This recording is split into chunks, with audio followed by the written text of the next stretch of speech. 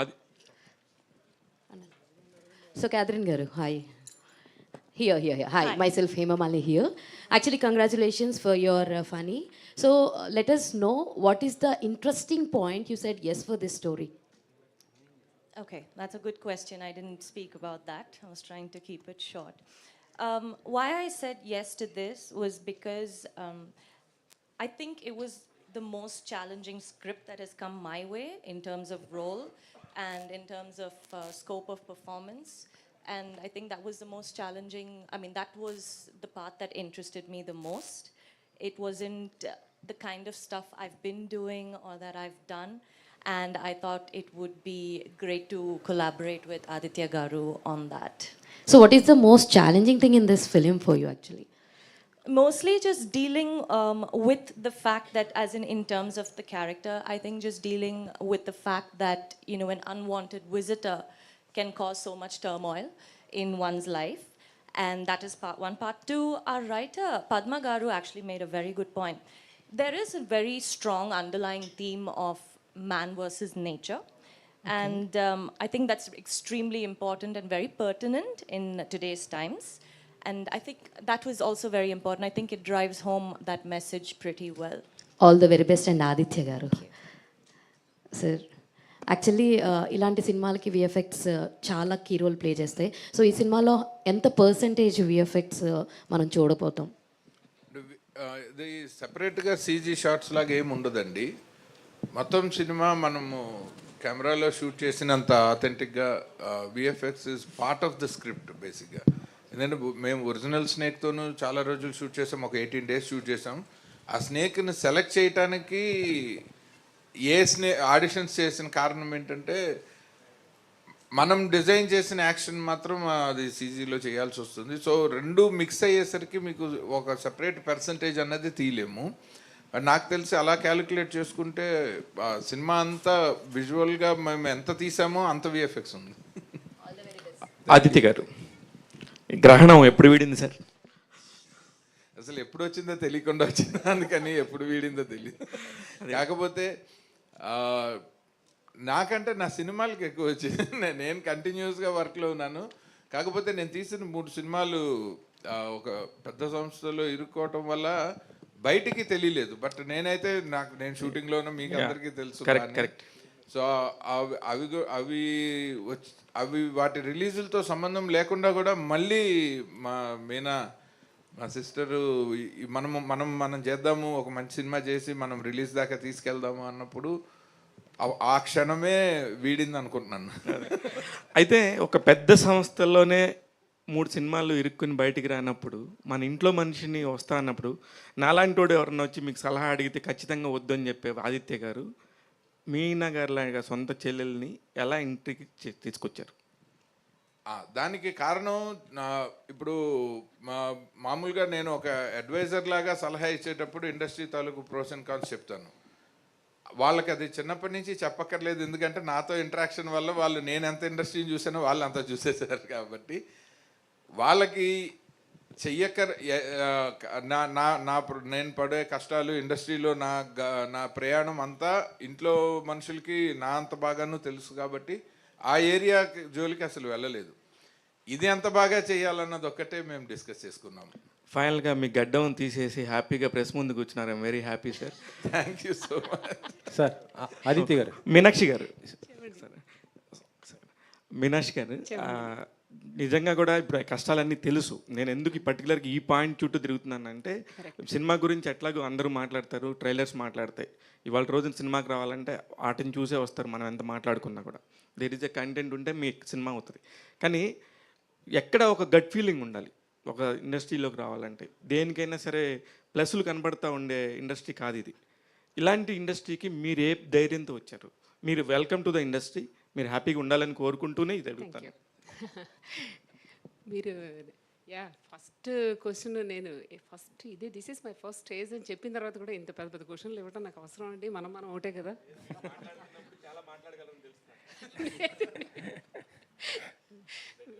First time క్వశ్చన్లు వేసేటప్పుడు చిన్న క్వశ్చన్లు 1 mark క్వశ్చన్స్ వేయాలండి. 10 marks. మీరు అంత పెద్ద క్వశ్చన్స్ వేసేయకూడదు. ఇది బేబీ స్టెప్స్. ఇప్పుడు నేను just born I would say. మీరు అంత పెద్ద క్వశ్చన్ మరి 100 మార్కుల క్వశ్చన్ చేయమనకూడదు. బట్ మీరు చెప్పే థ్యాంక్ యూ సో మచ్. నాకు ఓన్లీ గట్ ఫీలింగ్ ఏంటంటే అన్నయ్య ఉన్నాడు, that's it. He knows it. ఎందుకంటే హీ నోస్ వాట్ ఈస్ మనసంతా నువ్వే ఉన్నప్పుడు మా అన్నయ్యది పరిస్థితి ఎట్లా ఉండేదో నాకు తెలుసు, ఆ తర్వాత ఎట్లా ఉందో తెలుసు. ఏది సరే ఒకే రకంగా ఉంటే ఎంజాయ్మెంట్ ఏముంటుందండి. సో మళ్ళీ మనసంతా నువ్వే ఎంత వచ్చింది 2003 ఆర్ 1 మళ్ళీ 2025లో మా అన్నయ్య మళ్ళీ 24 ఇయర్స్ తర్వాత ఫనీ అనేది ఇంకొక మనసంతా నువ్వే అవుతుంది, బట్ డిఫరెంట్ జానరాలో. అంతవరకు మాత్రం ఖచ్చితంగా చాలా నమ్మకం ఉంది. ఒక మంచి సినిమా తీసామనే ఇది సాటిస్ఫాక్షన్ అయితే చాలా ఎక్కువ ఉందండి. Sir it self. ఆదిత్య గారు ఇక్కడ సార్, నేను వెంకట్ ఎన్టీవీ సార్. పీపుల్స్ మీడియాలో మీ మూవీస్ ఉన్నాయి కదా, అవి ఎందుకు బయటికి రావట్లేదు సార్? ఏంటి release problem? People media stage మీద మాట్లాడదాం. ఈ క్వశ్చన్కి ఆన్సర్ చెప్పాలంటే నా పక్కన విశ్వ గారు, వివేక్ కూచిభట్ల గారు ఉండాలి, మీనాక్షి గారు, శాస్త్రి గారు కాదు. మీరు డైరెక్షన్ చేశారు కదా, మీ సినిమాలు మీ బయటికి రాకపోవటం ఏంటి? డైరెక్టర్గా సినిమా తీయటమే కానీ రిలీజ్ చేయాల్సిన ఈక్వేషన్ జనరల్గా మీకు తెలియదు ఏముంది, అది ప్రొడ్యూసర్. ఒక సినిమా ఆగిపోతే డైరెక్టర్ సరిగ్గా తీయలేదంటారు, 3 సార్లు అవకాశం ఇవ్వరు, కాబట్టి నా తప్పు లేదని నేను అనుకుంటున్నాను. అదే ధైర్యంతో ఈ సినిమా డైరెక్షన్ చేసేసాను. మీరు ఇప్పుడు మరి పీపుల్ మీడియాలో ఉన్నారా, లేకపోతే ఓన్గా నేను అఫీషియల్గా అసలు ఎక్కడ ఎప్పుడూ లేనండి. నేను ఎప్పుడూ ఇండిపెండెంట్ కెపాసిటీలోనే ఉన్నాను. వాళ్ళిద్దరూ నాకు బాగా క్లోజ్ ఫ్రెండ్స్, వాళ్ళిద్దరిని నేను కలిపాను కాబట్టి వాళ్ళకి అడ్వైజర్గా ఉన్నాను. యాక్చువల్గా పీపుల్ మీడియా కంటే ముందు నేను గీతా ఆర్ట్స్లో కూడా ఉన్నాను. కరెక్ట్గా మన సినిమా మొదలయ్యే ముందు నేను రాఘవేంద్రరావు గారితోనే ఉన్నాను. 1 ఏడాదిన్నర పాటు నేను నా అవసరం ఉంది అనుకున్నప్పుడు ఇండస్ట్రీలో అందరితోనూ పనిచేశాను. స్పెషల్గా పీపుల్ మీడియా అన్నది కొన్నాళ్ళు కొంచెం ఎక్కువ ట్రావెల్ చేశాను, ఎందుకంటే నా త్రూయే వచ్చారు కాబట్టి. ఇప్పుడు ట్రావెల్ చేయట్లేదు మీరు? అఫీషియల్గా చేయట్లేదు, బట్ సలహాలకి సంప్రదింపులకి ఎప్పుడు. ఏంటి సార్?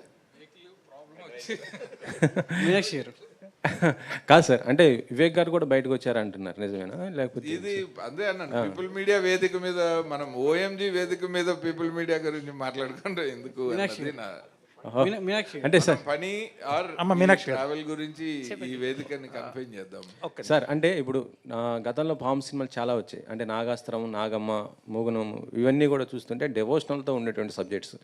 ఇది మరి ఇది దేవి కూడా డెవోషనల్ సబ్జెక్ట్, కానీ ఇది పని అనేది ఏ విధమైన సబ్జెక్ట్ సార్? ఇది మన మనుషుల్లాగా ఒక పాత్ర, అది ఆ పాత్రకి కొన్ని సహజ సిద్ధమైన స్వభావాలు ఉంటాయి, కొన్ని లక్షణాలు ఉంటాయి.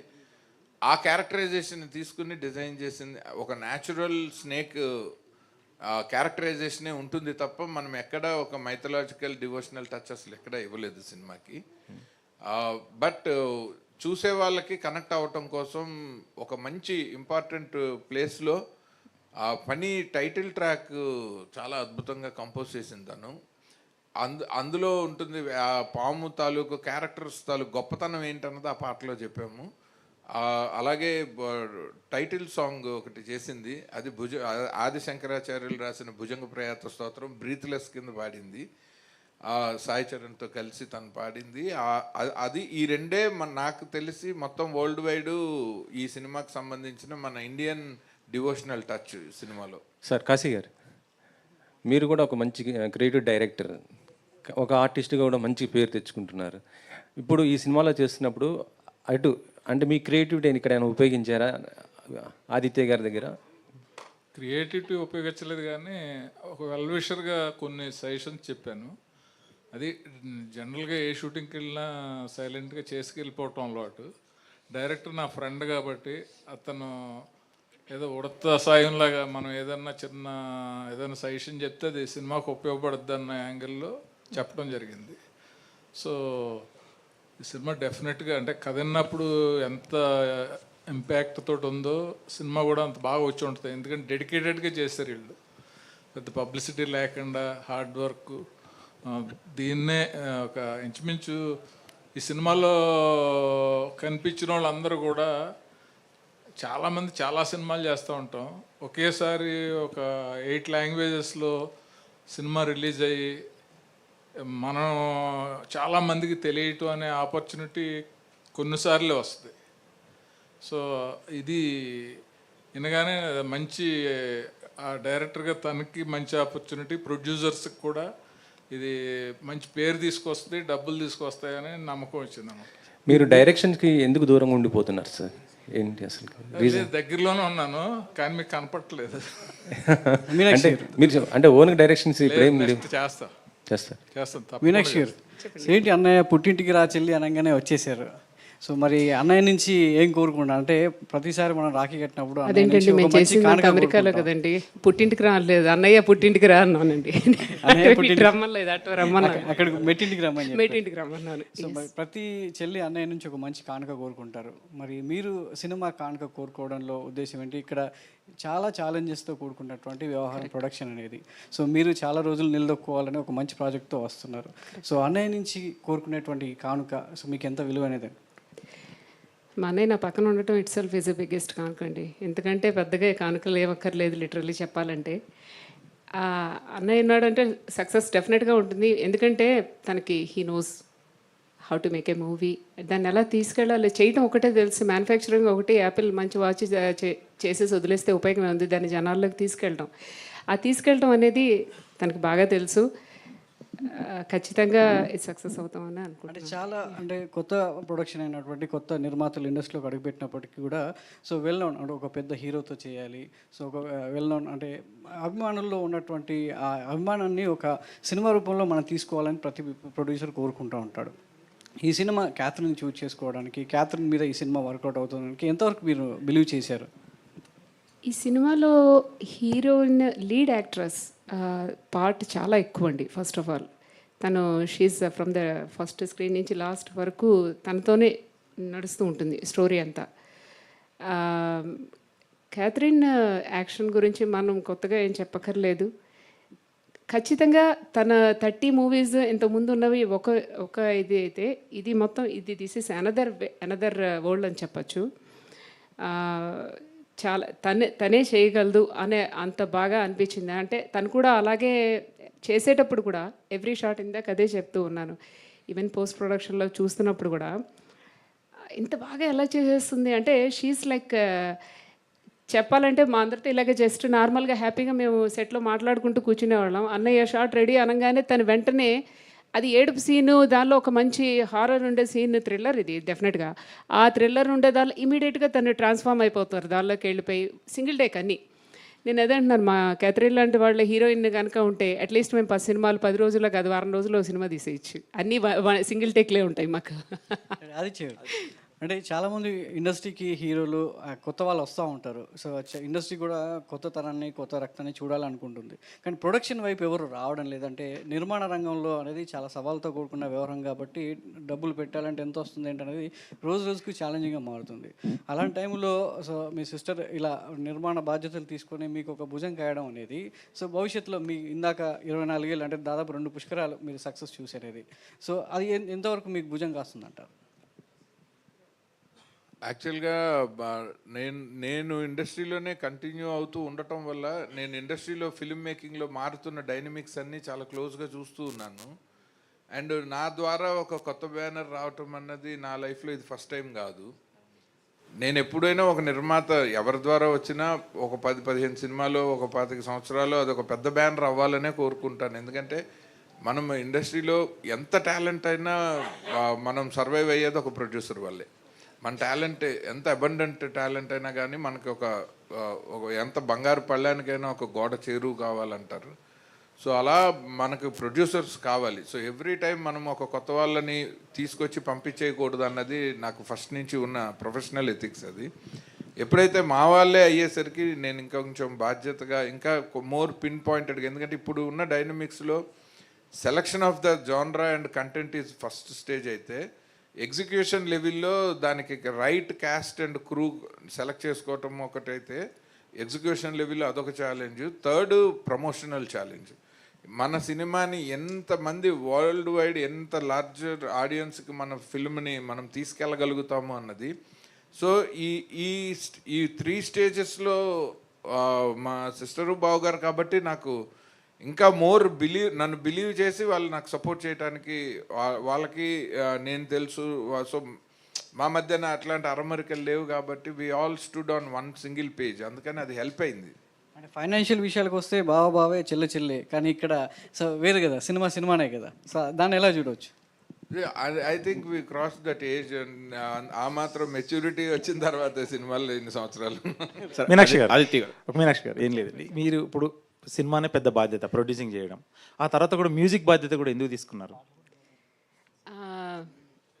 యాక్చువల్లీ బేసికల్లీ నేను మ్యూజిషియన్నేనండి. అంటే ఎంతో అనుభవం ఉంటే కానీ ఇలాంటి సినిమాలకు స్పెషల్ ఎఫెక్ట్స్ కావచ్చు, ఇప్పటి వరకు మీకు ఇందాక అడిగారు కదా చెల్లి చెల్లి అని, ప్రొడక్షన్ వరకు వచ్చేసరికి అన్నయ్య సారీ అన్నయ్య నేను చెప్పేస్తానండి. చెప్పండి.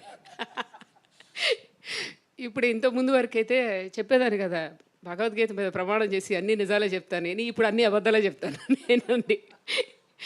మా అన్నయ్య యాజ్ ఎ ప్రొడ్యూసర్కి వచ్చిన తర్వాత హౌ వెల్ ప్రొటెక్టెడ్ అంటే, నాకు ఎక్కడ ఏ కష్టం లేనికుండా అసలు కొత్తగా అడుగు పెట్టే వాళ్ళకి ఇదే అమ్మో భయపడేటట్టు అసలు ఏ దానిలో అనిపించలేదు. ఆ దానిలో యాజ్ ఎ ప్రొడ్యూసర్ రోల్లో నాకు అన్నయ్య was like that. But music డైరెక్టర్గా నాకు దానిలో మాత్రం తను నిజంగా డైరెక్టర్ అనిపించుకున్నాడండి. అంటే ఏ విధంగా టార్చర్ పెట్టాడు? కరెక్ట్గా అడిగారు. ఫస్ట్ అసలు ఈ సినిమా స్టార్ట్ చేసినప్పుడు ఇట్ వాజ్ వెరీ ఇంట్రెస్టింగ్. పొద్దున్న నేను అన్నయ్య కూర్చొని జస్ట్ కాఫీ తాగుతున్నాము. అన్నయ్య ఈ సినిమా ఏదైనా మనం మంచి సినిమా చేస్తే బాగుంటుంది కదా, ఏదైనా మనమే చేస్తే బాగుంటుంది కదా అని జస్ట్ జనరల్ టాక్ కాఫీ పొద్దున అని అంటే, చేయొచ్చమ్మా బాగానే ఉంటుంది, మనమే అంటే ఏదైనా మంచి స్క్రిప్ట్ వస్తుంది, ఎవరో ఎందుకు చేయటం మనమే చేద్దాంలే అన్నయ్య అంటే. ఇంతవరకు నేను ఎప్పుడు అన్నయ్యని అడగలేదు. ఇంతకాలంలో అన్నయ్య నాకు ఎప్పుడు చెప్పేవాడు, సినిమా చూడటం వరకే మాకు అలవాటు. సో అయిన తర్వాత నేను మా అన్నయ్య కూర్చున్నామంటే డెఫినెట్గా శాస్త్రి గారు కొంచెం టెన్షన్గానే ఉంటుంది, ఏం పేలుస్తారో వీళ్ళిద్దరు కలిసి అని. ఎప్పుడు అలాగే ఉంటుంది మా ఇద్దరితో. సో వెళ్ళి మీ ఇద్దరం ఇలా వన్ ఫైన్ డే వెళ్ళి శాస్త్రి గారికి నెక్స్ట్ డే వెళ్ళి సినిమా తీద్దాం అనుకుంటున్నాం. వాట్ అన్న అంటే ఇలా సినిమా తీద్దాం అనుకుంటున్నాము, బాగుంటుంది, అన్నయ్య ఉన్నారు కదా ఇక్కడే చేద్దాం ఒక మంచి ఎప్పటి నుంచి అంటే నేను యుఎస్లో మ్యూజిక్ స్కూల్ ఒకటి రన్ చేస్తున్నాను. Academy it is affiliated with Indian government universities. Almost 23 years నుంచి అక్కడ రన్ చేస్తున్నాను. నాదంతా క్లాసికల్ మ్యూజిక్, మా ఇంట్లో అంతా క్లాసికల్ మ్యూజిక్. ఇది సినిమా సంగీతం వింటమే తప్పితే చేయటం అనేది తెలియదు నాకు. సో అన్నయ్య వచ్చి ఫస్ట్ ఈ సినిమాకి నువ్వే మ్యూజిక్ చేస్తావు అన్న. అంటే మీరు 1-2 రోజులు అనుకుంటారేమో, 2 నెలలు నేను అన్నయ్యతో మాట్లాడలేదు. 2 నెలలు తప్పించుకు తిరిగానండి, that is the right word. రోజు అన్నయ్య పొద్దున వచ్చి సినిమా చేస్తున్నాం, సరే స్టోరీ రెడీ అయిపోయింది, ఓకే సినిమా చేస్తున్నాం, మ్యూజిక్. అన్నయ్య మ్యూజిక్ నేను కాదు కానీ ఇంకా బోల్డ్ మంది ఉన్నారు, మనం బయట మ్యూజిక్ పెట్టి చేద్దాం. లేదమ్మా నువ్వు బాగా చేస్తావు. నేను అంతకుముందు నేను యేసుదాస్ గారితో సుశీల్ గారితో వీళ్ళతో ఆల్బమ్స్ అవి చేస్తూ ప్రైవేట్ ఆల్బమ్స్ చేస్తుండేదాన్ని. అన్నయ్య లేదు నువ్వు చెయ్యాలి మ్యూజిక్ అన్న. అలా ఎవ్రీడే సినిమా గురించి అంతా మాట్లాడుకునే వాళ్ళం. సంగీతం దగ్గరికి వచ్చేసరికి మాత్రం నేను ఏం మాట్లాడేదాన్ని కానీ చాలా క్వైట్గా అన్నయ్య మన వంటకు టైం అవుతుంది తర్వాత మాట్లాడదాంలే అన్నయ్య. ఇలా 2 నెలలు నేను 2 నెలలు ఎంత రేంజ్లో పట్టుదలగా నేను మాట్లాడకుండా ఉన్నానో, అన్నయ్య కూడా అట్లాగే 2 నెలలు విడవకుండా పట్టువదలను విక్రమార్కుడిలాగా నన్ను వెనకాల పడుతూనే ఉన్నాడు. సరే వన్ ఫైన్ డే వచ్చిన తర్వాత, సరే అమ్మ నువ్వు చెప్పినట్టు నేను వేరే వాళ్ళకి ఇచ్చేద్దాం, నువ్వు అట్టగా చేయొద్దులే, ఇట్స్ ఓకేలే, కూర్చో, ఇప్పుడేం పనేం లేదు నీకు, కూర్చో. సరే ఇంకా తప్పేటట్లేదు, ఓకే అయిపోయింది ఎండ్ ఆఫ్ ద డే అని అనుకొని మొదలుపెట్టి, సరే అన్నయ్య చేద్దాం, ఏం చేద్దాం అని అంటే, ఆ చేద్దాం అనేదానికి ముందర చెప్పాను నేను. ఫస్ట్ అనగానే దానిలో ముందర డిస్క్లైమర్లు చాలా ఉన్నాయి.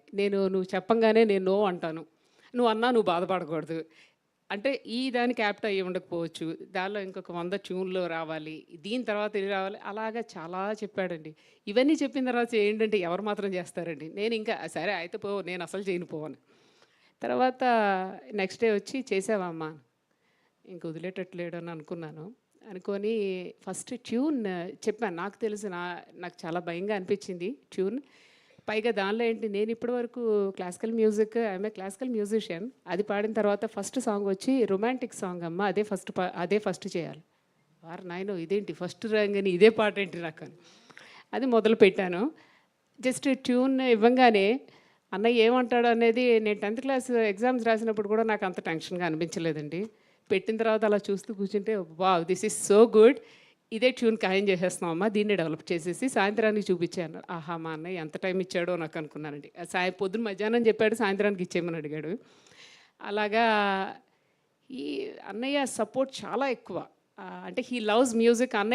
అన్నయ్య సినిమాలన్నీ మీకు తెలిసిందే కదా, అవన్నీ మ్యూజికల్ హిట్సే మొత్తం ఉన్నవన్నీ కూడా. అది సగం భయం ఏంటంటే అన్నయ్యతో వర్క్ చేసిన వాళ్ళందరూ పెద్ద పెద్ద musicians. And when it comes to me, I'm a just very budding artist. అన్నయ్య ధైర్యం ఏంటో నాకు అర్థం కాలేదు. బట్ అలాంటి ధైర్యాన్ని, సపోర్ట్ని అన్నయ్య ఇచ్చాడు కాబట్టి నాకు ఎక్కడా అనిపించలేదు. కాకపోతే ఎక్కడ చెల్లెలు కదా, పోన్లే ఈ ట్యూన్ ఓకే అని చెప్పేసి ఎప్పుడు ఏమనలేదండి. ఆ ట్యూన్ సరిగ్గా వచ్చే వరకు మాత్రం బాగానే టార్చర్ పెట్టాడు. యా, 2 క్రాఫ్ట్స్ చేశారు కాబట్టి all the best. Thank you. Sir ఇది ఒక డెకేడ్, అంటే నా చిన్నతనంలో, అంటే నేను జనరేషన్లో పెరిగింది, బాలనాగం కావచ్చు, సీరియల్స్ కావచ్చు, ఇటు దేవి సినిమాలు కావచ్చు, బాగా అట్రాక్ట్ అయ్యాను. ఈ జనరేషన్కి ఏమైనా డివోషనల్ టచ్తో ఈ సినిమా తీస్తున్నారా, లేదంటే ఇది అసలు ఏ రకం జాతి పాము సార్ ఇది? ఇది ఒక most modern black pain snake అండి. Okay.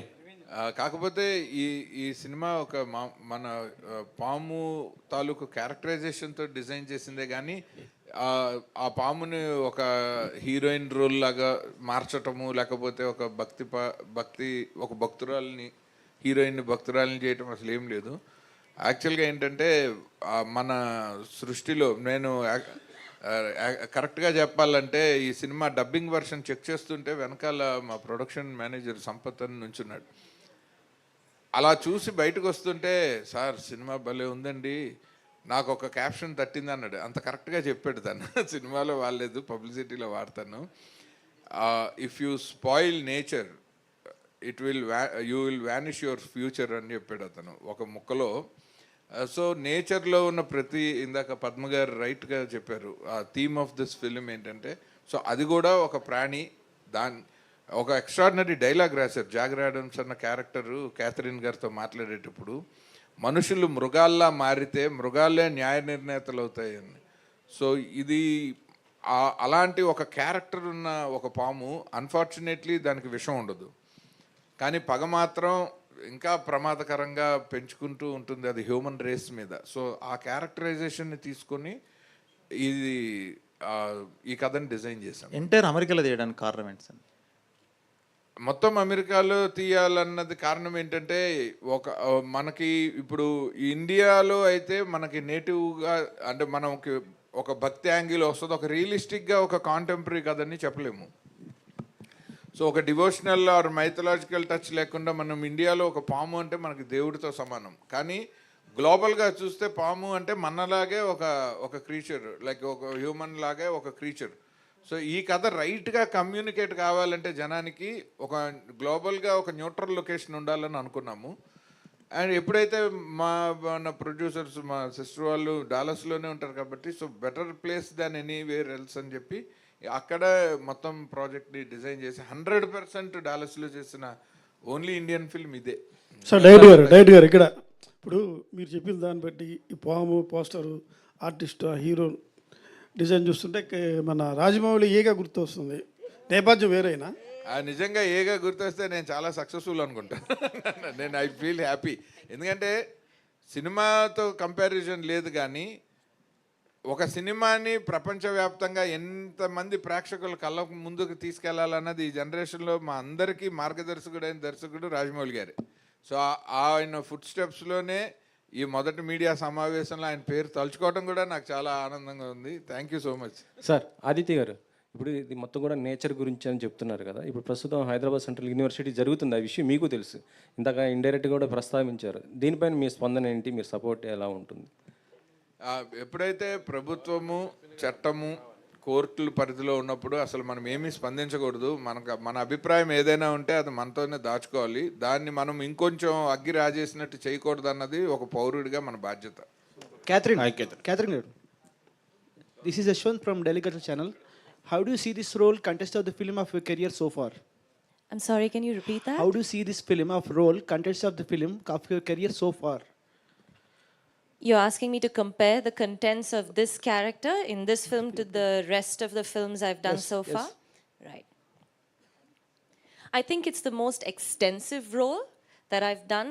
I shoulder the entire film, and it's me, and the other main character in the film is, of course, the snake.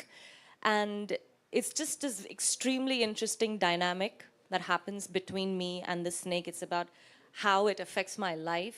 So there are multiple emotions at play. There's a lot of physical work involved as well. I thought it was challenging quite a bit. And but what I liked the most about it was that my director had a lot of clarity. We were always on the same page. So that made things a lot easier. I was never confused. I knew how to go about it. And I think that's really important as an actor to have that clarity. It just brings out a really good performance. Yeah. Viraji గారు ఆదిత్య గారు మహేష్ గారిని lead యాక్టర్గా తీసుకోవడానికి reason ఏంటండి? అంటే ఇక్కడ వాళ్ళు dates సర్దుబాటు కాకపోవడంతోనే ఏంటి? లేదు, అసలు అన్ని ఆప్షన్లు ఏం సెలెక్ట్ చేయలేదు. క్యాథరిన్ గారి ఇమేజ్, ఆవిడ పక్కన చాలామంది స్టార్ హీరోస్ చేశారు. సో మనం ఒక హీరో సెంట్రిక్ సినిమా చేయటం లేదు. ఆ క్యాథరిన్ గారు ప్లే చేసే క్యారెక్టర్, ఆ క్యారెక్టర్ తాలూకు ఎమోషన్స్ చుట్టూరా ప్లే చేస్తున్నప్పుడు నాకు ఒక కొత్త face, but it should match with her stature and ఆ క్యారెక్టర్కి సూటబిలిటీలో చూస్తే ఐ ఫౌండ్ మహేష్ గారు is my best choice for the Ananth role అనమాట.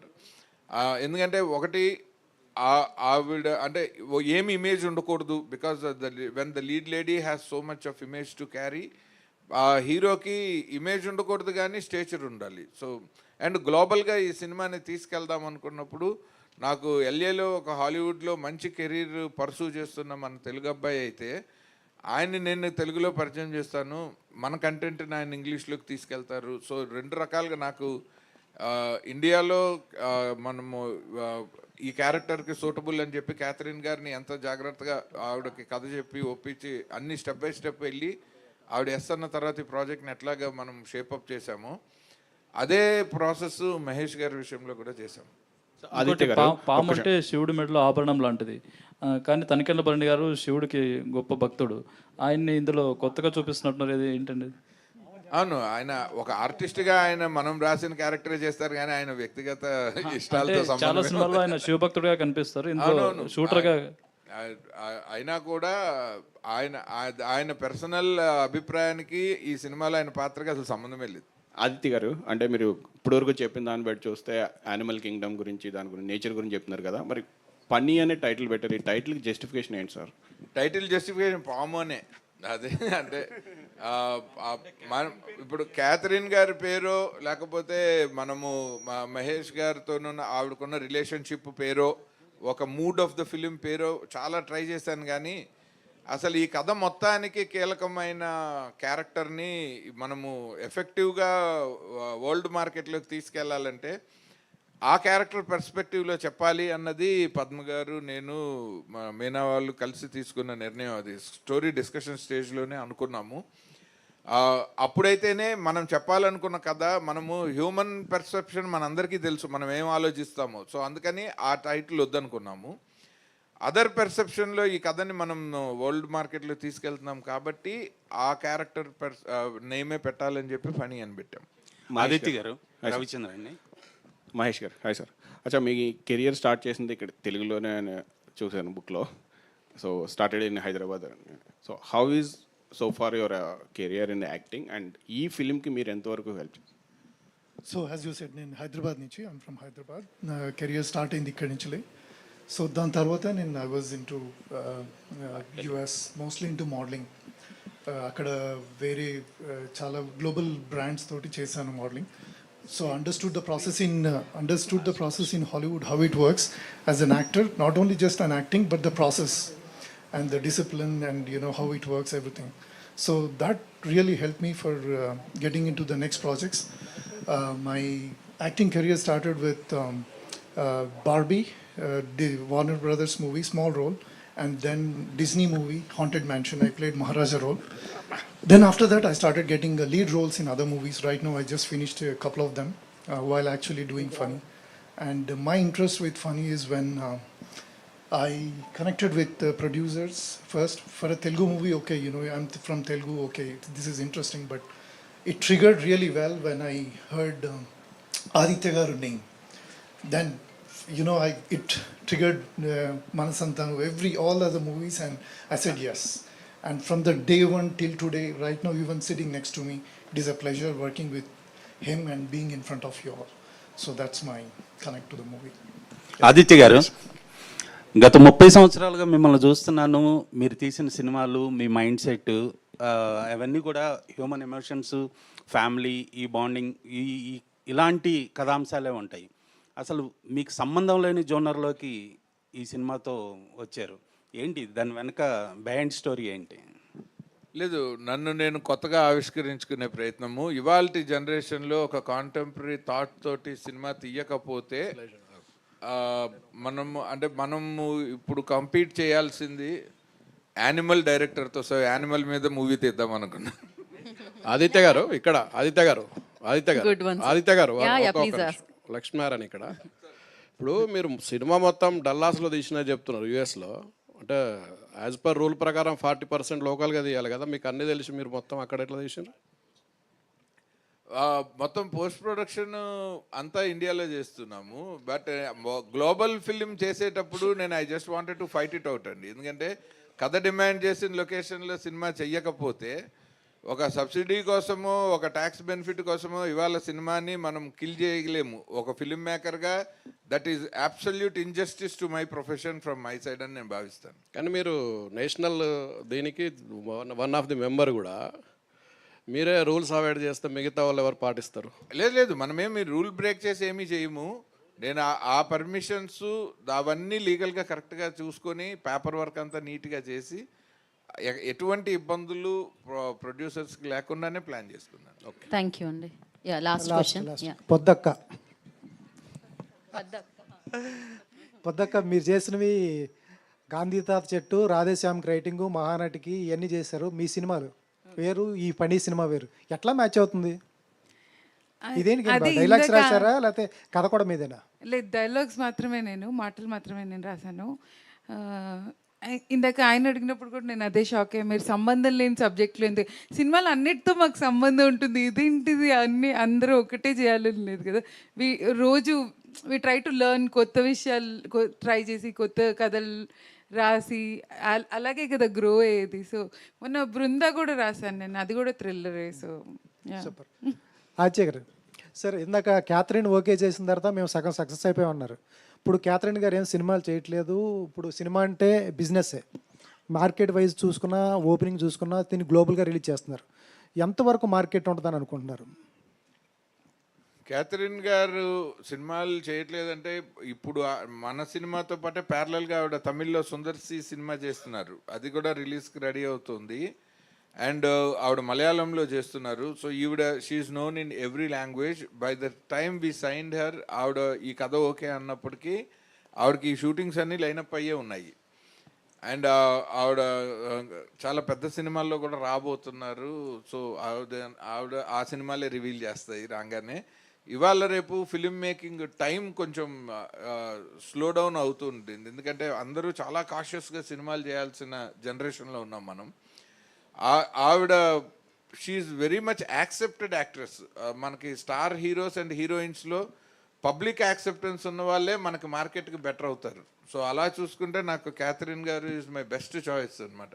సో అందుకనే నేను ఆ ధైర్యంతో అన్నాను, ఈ సినిమా ఈ కంటెంట్ని మనం ఒక ఫేస్ గనక పబ్లిసిటీలోకి తీసుకెళ్లాలంటే she's the best person to take this film forward. ఇందాక మీ సిస్టర్ అన్నారు ఈ క్యారెక్టర్ ఆవిడ తప్ప ఎవరో చేయలేరు అన్నారు. ఆవిడకేమో పాములంటే భయం, మరి అలా ఆవిడ ఎలా చేస్తుంది? మీకు బీటీఎస్లో చూపిస్తాను. అసలు పాముని ముట్టుకోనన్న క్యాథరిన్ గారు బీటీఎస్ బిహైండ్ ద సీన్స్లో ఫస్ట్ షాట్ వేసాను, ఆవిడ ఒక పామును ముద్దు చేస్తున్నారు. సరే ఫస్ట్ షాట్ వేసాము. ఎందుకంటే ఆవిడ నేను ఒక లవ్ స్టోరీలు, ఫ్యామిలీ డ్రామాలు రాసుకుని తీస్తున్న దగ్గర నుంచి ఈ సినిమా చేయడానికి ఎలాగైతే నేను నేర్చుకున్నాను, ఆవిడ అలా అక్వైంట్ అయిపోయారు. లైక్ కొన్ని రోజులకి ఆ భయం పోయింది. పోయి ఆ స్నేక్ ట్రైనర్ చేతిలో పాము ఉంటే ఈవిడ దాన్ని ముద్దు చేయటం నేను బిహైండ్ ద సీన్స్లో తీసాను అది. సార్, ఈ పాముల్ని ఆడిషన్ చేయటం ఏంటి, ఎట్లా కుదురుతుంది అది? పాముల్ని ఎందుకు చేయాల్సి వస్తుంది అంటే మనము క్యారెక్టర్ ఒకలాగా రాసుకున్నాము, తర్వాత దానికి తగినట్టు స్టోరీ బోర్డ్ వేసుకున్నాం, విజువల్ స్టోరీ బోర్డ్ వేసుకున్నాము. అందులో మన ఊహకి తగినట్టు ఒరిజినల్ పాము ఏ పాము మన క్యారెక్టరైజేషన్కి దగ్గరగా ఉంటుంది. ఎందుకంటే నాకు విచిత్ర సోదరులో పెద్ద కమలాసను రివెంజ్ తీర్చుకుంటే తండ్రి మరణానికి తల్లి మరణానికి, ఆ సినిమా ఒక మామూలు సాదాసీదా సినిమా ఇది, మా గురుగారు సంగీతం గారిది. ఎప్పుడైతే ఆ విషం వల్ల ఇంపాక్ట్ అయిన ఒక డ్వార్ఫ్గా మారిన కమలాసను ఆ సినిమా ఆ రివెంజ్ తీర్చుకోవటం అంటే ఒక హీరోకి ఒక లిమిటేషన్ ఉంటే ఆ రివెంజ్లో వచ్చే ఛాలెంజెస్ ఉంటాయి. ఆ ఛాలెంజెసే మనకి ఇంట్రెస్టింగ్ స్క్రీన్ ప్లేకి కారణం అవుతాయి. అలా ఒక కోరల్ పీకేస్తే విషం లేకుండా బాధతో పగతో మనుషుల మీద పగపట్టిన ఒక పాము ఉండాలి అంటే నేను ఒక పెద్ద పైతాన్ని తెచ్చి ఒక అనకొండలాగా చూపిస్తే దాన్ని చూస్తేనే సగం చచ్చిపోతాము. అది ఆ భయము ఒక మర్డర్ వరకే ఉంటుంది, కానీ వరుసగా సినిమా అంతా ఎంగేజింగ్గా చెప్పాలి అంటే ఆ పాముకు ఒక క్యారెక్టర్ ఉండాలి. ఆ క్యారెక్టర్ కోసం అది ముందు మాకు అర్థం అవ్వాలి. సో మేము ఎన్ని రకాల పాములు ఉన్నాయి, అవి ఏ సాయిల్ మీద ఎంత స్పీడ్లో నడుస్తాయి, లైట్ వేస్తే ఎలా రియాక్ట్ అవుతాయి, పగలు ఎలా బిహేవ్ చేస్తాయి, రాత్రి ఎలా బిహేవ్ చేస్తాయని అడిగితే తను ఒక ట్రైనర్ని అఫీషియల్గా పెట్టి ఒక ఏజెన్సీతో మాట్లాడి 20 పాముల్ని తెప్పించి ఒక 5 రోజుల పాటు ఎక్స్క్లూజివ్గా కెమెరాలు లైట్లు పెట్టుకొని 3 కెమెరామెన్లు, ఎందుకంటే దాని మూమెంట్ ఒకసారి ట్రైనర్ వదిలేస్తాడు, అది ఎటు పడితే అటు పోతూ ఉంటుంది, దాన్ని ఫాలో చేసి 3 కెమెరాలతో ఆ మొత్తం ఫుటేజ్ని ఎడిట్ చేసి ఇప్పుడు మన క్యారెక్టర్కి దగ్గరగా ఏ పాము ఉందని చూస్తే బ్లాక్ పెయింట్ స్నేక్ ఒకటి సెలెక్ట్ చేసి.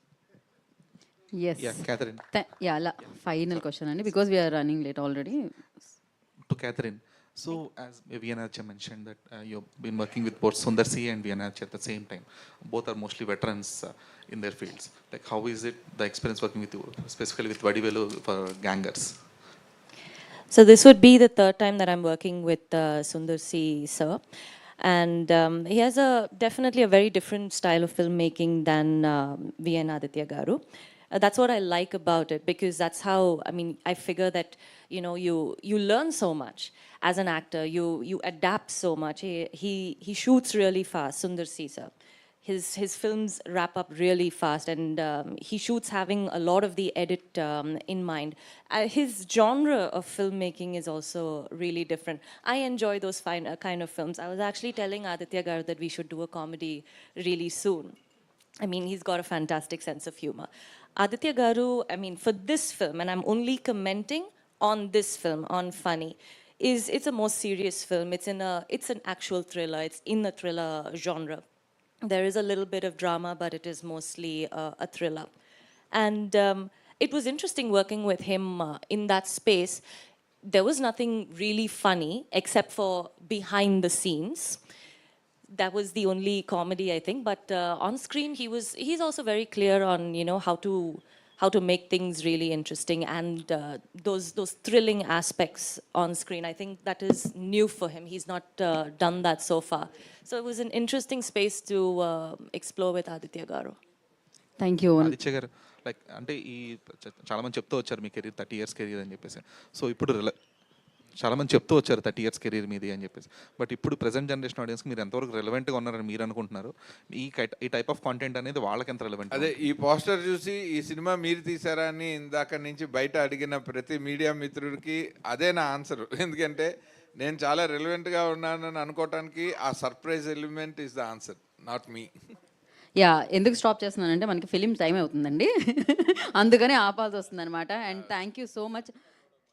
శాస్త్రి గారు, మీరు క్వశ్చన్ అడుగుంటే మాట్లాడేవారు, ఇప్పుడు మీరు ఇచ్చి మాట్లాడండి అంటే ఎలా ఉంది? ఆయన స్పీచ్ విన్నాం మనం, అసలే షార్ట్ అండ్ స్వీట్ ఆయన ఇందాకే స్పీచ్లో విన్నాం మనం. ఓట్ ఆఫ్ థ్యాంక్స్ శాస్త్రి గారు, మీరు చెప్తున్నారా?